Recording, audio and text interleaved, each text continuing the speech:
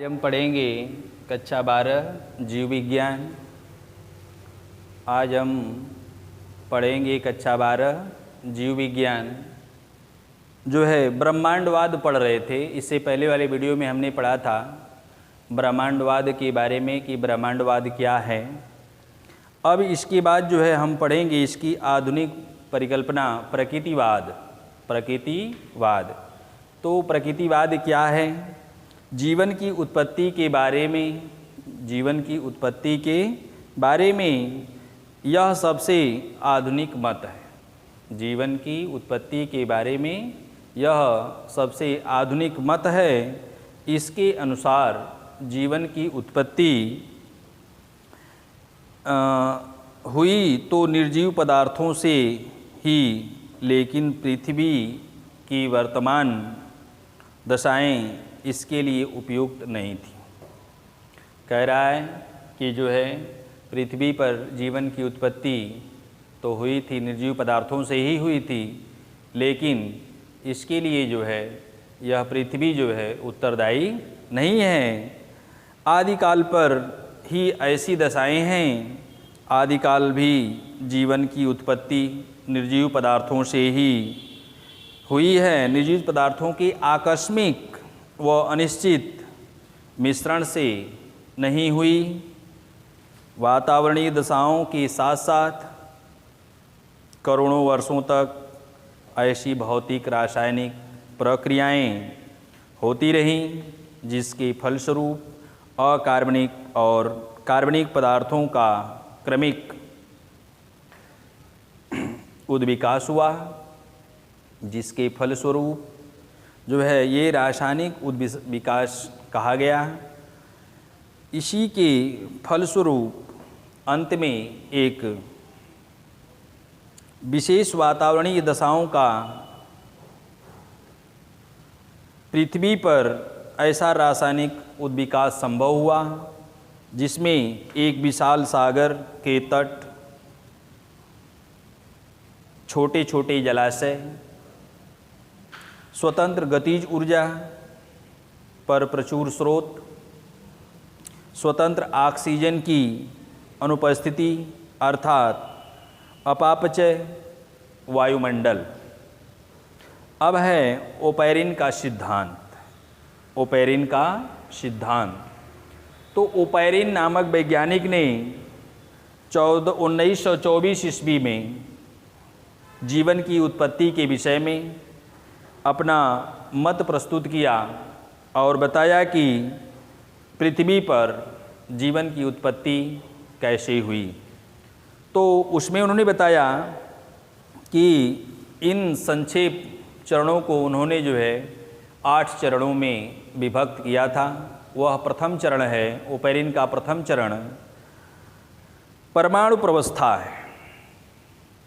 Oparin का प्रथम चरण क्या है? परमाणु प्रवस्था है, जिसमें जैसा कि पहले लिखा गया है कि पृथ्वी का प्रारंभ लगभग 4.6 अरब वर्ष पूर्व माना जाता है और गैसीय पिंडों से हुआ है। इनके जो है गैसीय पिंडों के द्वारा जो है पृथ्वी की उत्पत्ति हुई है।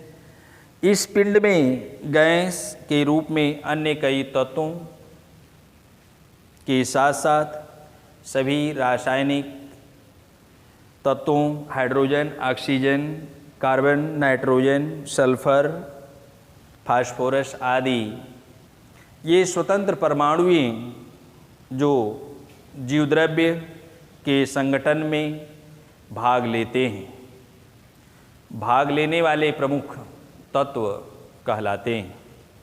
यह जो है इनका प्रथम चरण है। इसमें जो है यह अब दूसरा हीलियम, नियॉन, आर्गन आदि गैसें वायुमंडल में, पृथ्वी पर वर्तमान वायुमंडल में जो है 78% जो है नाइट्रोजन, 21% जो है ऑक्सीजन, 0.5% जो है जलवाष्प, आर्गन, हीलियम, नियॉन आदि प्रकार की गैसें पाई जाती थीं। दूसरा चरण है, ये प्रथम चरण है। दूसरे चरण में जो है ओपेरिन के सिद्धांत के अनुसार अणुओं एवं सरल अकार्बनिक पदार्थों की उत्पत्ति स्वतंत्र परमाणुओं के परस्पर आपस में जुड़ने से अपने अपने तत्वों के तथा सरल अकार्बनिक पदार्थों यौगिकों के अणु ऑक्सीजन के सारे परमाणुओं से मिलकर के यह जो है ऑक्सीजन स्वतंत्र रूप से परमाणु आदि वायुमंडल में नहीं रहे। यह जो है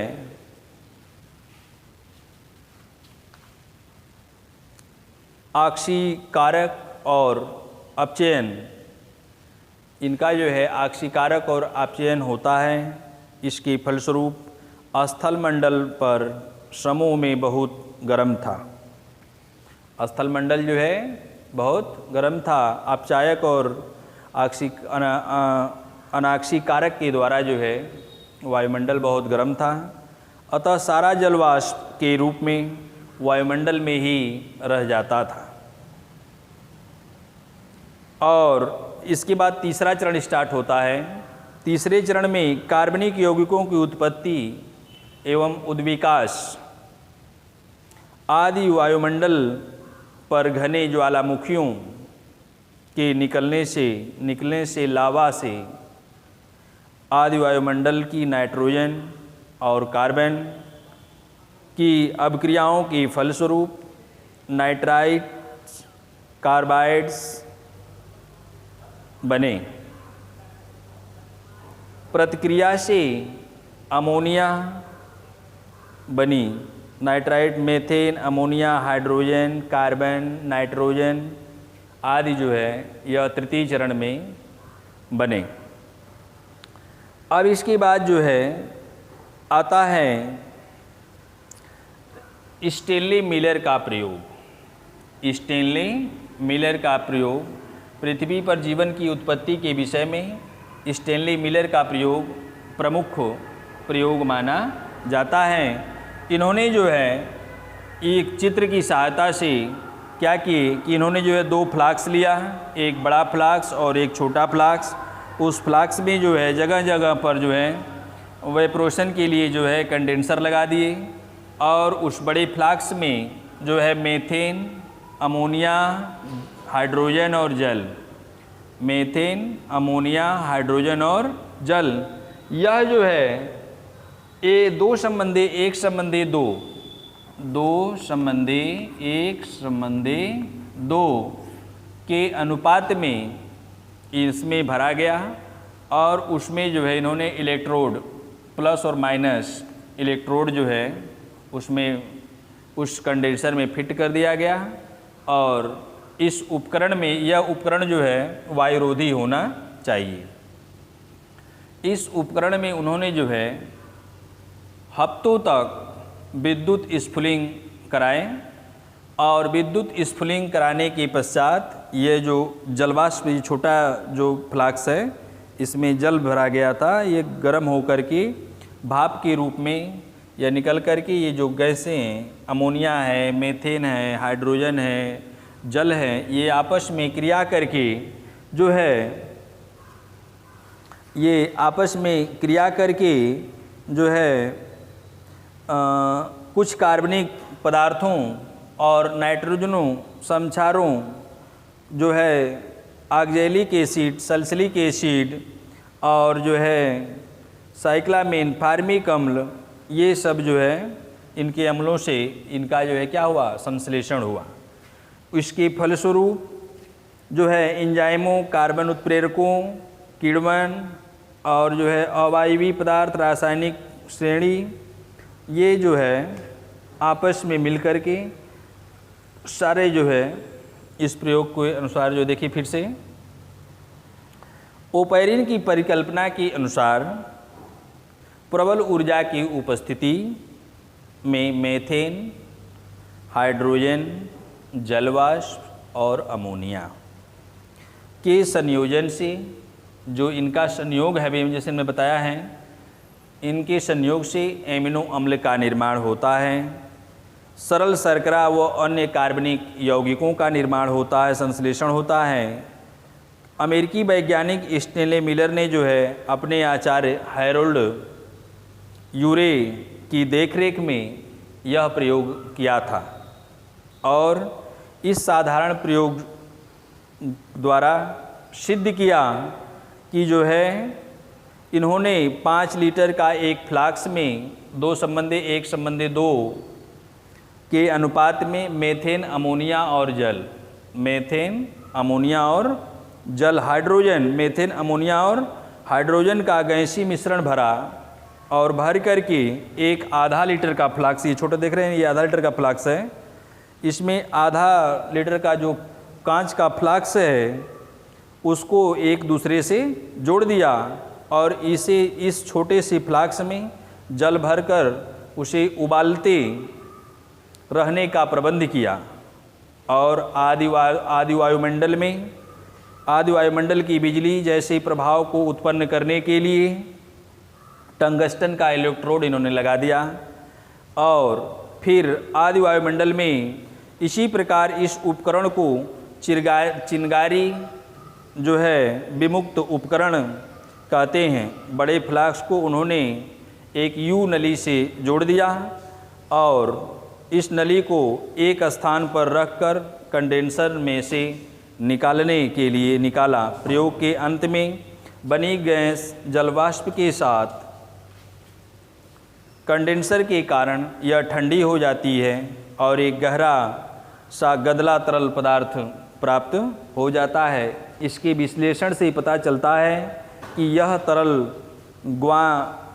ग्लाइसिन एवं एलेसिन तथा अन्य एमिनो अम्लों, कुछ कार्बनिक अम्लों और नाइट्रोजनी समक्षारों का मिश्रण था। इन्हीं के आपस में मिलने से जो है इस पृथ्वी पर ये अनेक गैसें आपस में मिली होंगी और मिल करके जो है इस पृथ्वी पर जीव की उत्पत्ति की होंगी। तो कहने का अर्थ यह है कि जब इस पृथ्वी पर कोई था ही नहीं तो कैसे पता चला कि जो इस पृथ्वी पर जो है जीव की उत्पत्ति हुई। तो अनेक वैज्ञानिकों ने, अभी आप पढ़े हैं बाल हेलमांड साहब को, लुई पास्चर साहब को और जो है स्टेनले मिलर साहब को, बहुत सारे ओपेरिन सिद्धांत आप पढ़े हैं। सब वैज्ञानिकों ने अपना मत प्रस्तुत किया और बताया कि इस पृथ्वी पर कैसे जो है जीवन की उत्पत्ति हुई है। उसमें सबसे बेस्ट जो है स्टेनले मिलर को माना जाता है कि उस समय ये आपस में जो गैसें हैं, यही गैसें जो है आपस में मिल कर के एमिनो अम्लों का निर्माण किए होंगे और पायरुविक अम्ल का निर्माण हुआ होगा और वही जो है डीएनए, एमिनो अम्ल से डीएनए का निर्माण हुआ होगा और डीएनए से जो है मिल कर के सूक्ष्म जीवों का, एक कोशिकीय जीवों का निर्माण हुआ होगा और एक कोशिकी से फिर बहुकोशिकीय का निर्माण हुआ होगा। क्योंकि आप जानते हैं कि जो है यह जो जीव हैं, यह जीव जो है एक दूसरे से आपस में जुड़े होते, एक दूसरे से एक दूसरे का विकास माना जाता है। तो इस तरह से यह विकास क्रमिक, जीवों में होने वाला क्रमिक परिवर्तन, जीवों में होने वाला क्रमिक परिवर्तन ही जो है जैव विकास कहलाता है। और इस गति से जो है धीरे धीरे इस पृथ्वी पर सबसे निम्न कोटि के जीव, फिर उससे उच्च कोटि के जीव, फिर उससे उच्च कोटि के जीव, फिर उससे उच्च कोटि के जीव, आज हम तक जो है यह जीव पहुंचा है। अब इसके बाद आता है आपका जो है चौथा चरण। ओपेरिन सिद्धांत के अनुसार यह चौथा चरण है। इसमें जो है कोएड सर्वेट्स, वैयक्तिकता एवं रासायनिक स्वाधीनता की उत्पत्ति आदि सागर के गर्म सूप में विविध यौगिकों के अणुओं के में परस्पर प्रतिक्रियाओं के फलस्वरूप नए यौगिक बनते रहते हैं और प्रयोगों द्वारा यह सिद्ध हो चुका है कि जल में घुले जटिल कार्बनिक पदार्थों, जटिल यौगिकों के फलस्वरूप नए नए यौगिक बनते रहते हैं। अगला है, इस तरह से जो है 5वां चरण आप देखें, स्व उत्प्रेरण तंतुओं, जीन्स, वायरसों तथा प्रारंभिक जीवों की उत्पत्ति कैसे होती है। अभी तक सफल क्वेडसर्वेट्स के एंजाइम कुछ पदार्थों की परस्पर प्रतिक्रियाओं के लिए जो है उत्प्रेरित करके भिन्न प्रकार के पदार्थों का विश्लेषण के लिए प्रेरित करते हैं। ऐसे कार्बनिक उत्प्रेरक भी हो सकते हैं और यह पृथ्वी पर उपस्थित सबसे जटिल रासायनिक यौगिक होते हैं। कोशिका विभाजन के समय इनका स्वद्विगुणन होता रहता है। ओपेरिन और उसके बाद जो है ओपेरिन मत क्या है, इसको देखें। ओपेरिन मत जीवन की अर्थात प्रारंभिक जीवों की उत्पत्ति आदि सागर के जल में न्यूक्लियोप्रोटीन के वायरस जैसे कणों के रूप में आज से अनुमानतः 4 अरब वर्ष पूर्व हुई थी। पृथ्वी के इतिहास में प्रागैतिहासिक प्री कैम्बियम महाकाल में हुई थी और ये प्रारंभिक जीव परपोषी अवायवी में हुई। छठा चरण, प्रारंभिक पूर्व केंद्र की कोशिकाओं का जो है उत्पत्ति कैसे हुई। आदि सागर में जल में न्यूक्लियोप्रोटीन के कणों के बनने के कारण आज से लगभग 3.5 अरब वर्ष पूर्व कालयुक्त में कोशिका रूपी आदि जीव बने थे। ओपेरिन मत पढ़ चुके हैं, होरोविड्स के विषय में पढ़ेंगे। इन्होंने जो है लेस्ली स्वी आर्गेन ने आदि के अनुसार जो है आदि सागर में प्रथम जीव नग्न जीन्स के रूप में लंबी लंबी श्रृंखलाओं से जुड़ करके यह डीएनए एवं आरएनए के अणु बनाए। डीएनए और आरएनए के अणु बनाए। यही डीएनए के अणु ही जो है क्या हैं, आनुवंशिक पदार्थ के रूप में माना जाता है। आदि सागर में पहले प्रोटीन्स की बनी न्यूक्लिक अम्ल, इन कोशिकाओं में न्यूक्लिक अम्ल पहले अंडा या मुर्गी। यह जो है प्रश्न आता है कि इस वर्तमान पृथ्वी पर जो है पहले मुर्गी आया कि अंडा, इस पर जो है विचार किया जाएगा। तो इस तरह से अभी बहुत सारी ऐसी बातें हैं कि जिस पर कन्फर्म नहीं हो पाता आदमी। अब अगला है 7वां चरण। तो 7वें चरण में स्वपोषण की उत्पत्ति कैसे हुई। जीव जो है स्वपोषण कैसे, स्वपोषी कैसे हो गए। परपोषी परिकल्पना के अनुसार आदि सागर की जीवाणु जैसी पूर्व केंद्र की कोशिकाएं पहले परपोषी की, क्योंकि उनमें से उपापचय के लिए आवश्यक सभी कार्बनिक पदार्थ जल में उपलब्ध थे। बस इन्हें ऊर्जा उत्पादन हेतु पदार्थों का जारण करना होता था। अतः ये कार्बनिक यौगिकों के किण्वन से अवायवीय श्वसन द्वारा ऊर्जा उत्पन्न होती थी। अगला है, ये स्व उत्प्रेरण हो ही गया है। अब हम पढ़ेंगे ऑक्सीजन क्रांति तथा जीवों का भूमि पर अभिगमन। जीवों का जो है भूमि पर, कुछ लोग आके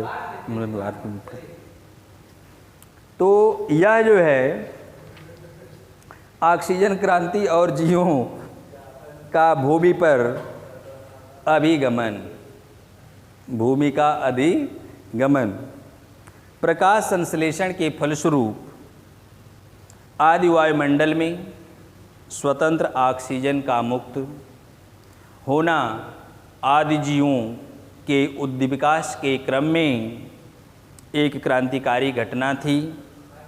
इससे निम्नलिखित महत्वपूर्ण परिवर्तन हुए। पहला, ऑक्सीजन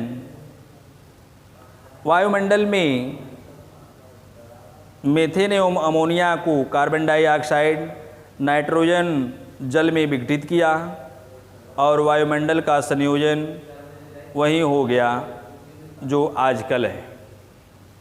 दूसरा है, ऑक्सीजन ने पूरे वातावरण को अपचायक के स्थान पर उपापचय ऑक्सीकारक बना दिया। आदि वायुमंडल में पृथ्वी में लगभग 15 किलोमीटर ऊपर ओजोन परत, लगभग 17 किलोमीटर मोटा स्तर ओजोनिफायर बनाया गया, जो पृथ्वी पर सूर्य के प्रकाश को, जो सूर्य के प्रकाश से निकलने वाली अल्ट्रावायलेट किरण हैं, उनको जो है पृथ्वी पर आने से रोकती। 8वां चरण, सुकेंद्रकीय कोशिकाओं अर्थात प्रोटिस्टा की उत्पत्ति। आदि वायुमंडल में स्वतंत्र ऑक्सीजन के मुक्त होने से आदि पृथ्वी पर आज से लगभग ऑक्सीकृत और अवायवीय श्वसन से वायवीय श्वसन के लिए आवश्यक दशाएं स्थापित हो गई थी। इस प्रकार लगभग 1.2 से 2 अरब वर्ष पूर्व सुकेंद्रकीय कोशिकाओं की उत्पत्ति हुई थी, जिसके फलस्वरूप इस पृथ्वी पर जो है उद्विकास मत ओपेरिनवाद के समर्थकों के अनुसार प्रथम सुकेंद्रकीय कोशिकाओं की उत्पत्ति पूर्व केंद्रकीय कोशिकाओं से हुई है। स्वतः उत्विकास इस मत के अनुसार पूर्व केंद्रकीय से सुकेंद्रकीय कोशिकाओं का उत्पत्ति हुई है। अतः सहजीवी मत मार्गुलिस के मतानुसार सुकेंद्रकीय कोशिकाएं 2 या 2 से अधिक प्रकार के पूर्व केंद्रकीय कोशिकाओं के मिलने से हुई है। अंतर्वलन मत, इस मत के अनुसार पूर्व केंद्रकीय कोशिकाओं की कोशिका कला के अंतर्वलन से आदि कोशिकाओं में केंद्रक, माइटोकॉन्ड्रिया, क्लोरोप्लास्ट आदि कोशिकांगों के बनने से सुकेंद्रकीय कोशिकाओं की उत्पत्ति हुई है। इस तरह से जो है अब हम अगले पढ़ेंगे प्रकृति में जैव संतुलन कैसे होता है। आज हम आप लोगों का पठवे पूरा ख़त्म कर दे रहे हैं, घबराइए मत, आज हम सब खत्म कर देंगे। जैसा कि पिछले पृष्ठों में लिखा गया है, बताया गया है कि आदि पृथ्वी पर सुकेंद्रकीय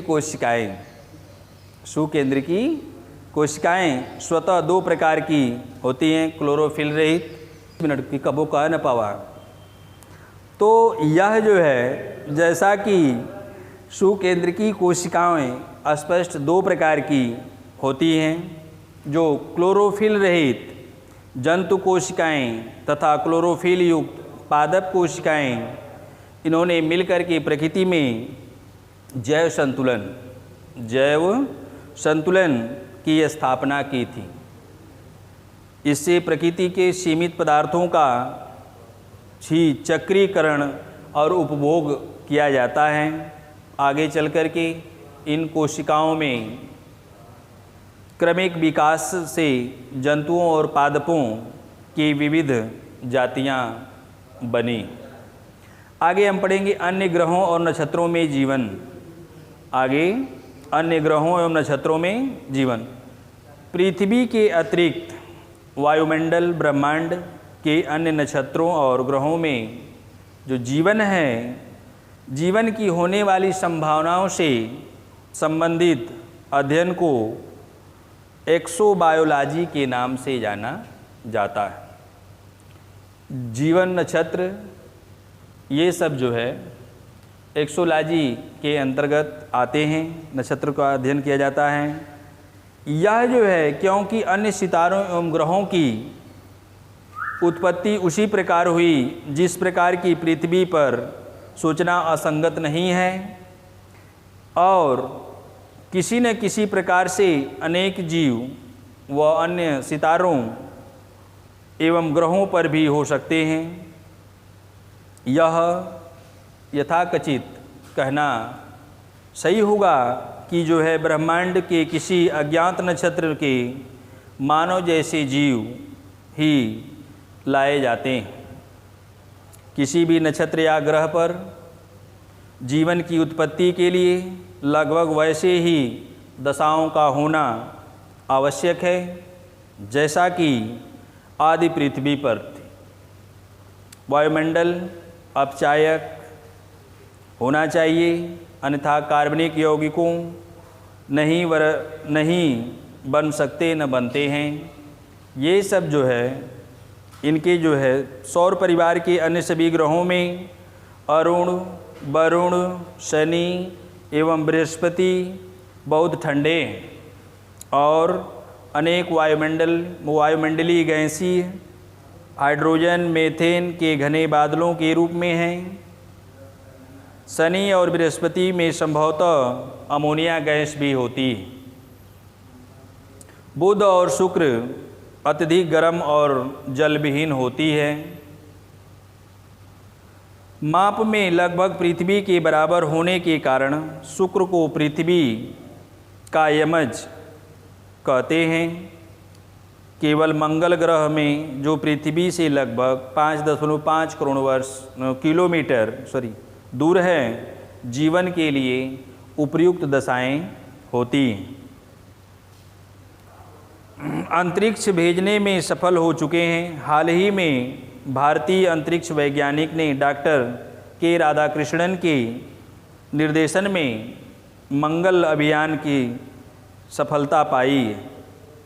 भारत मंगल अभियान में सफलता पाने वाला एशिया का प्रथम है, दुनिया का चौथा देश बन चुका है।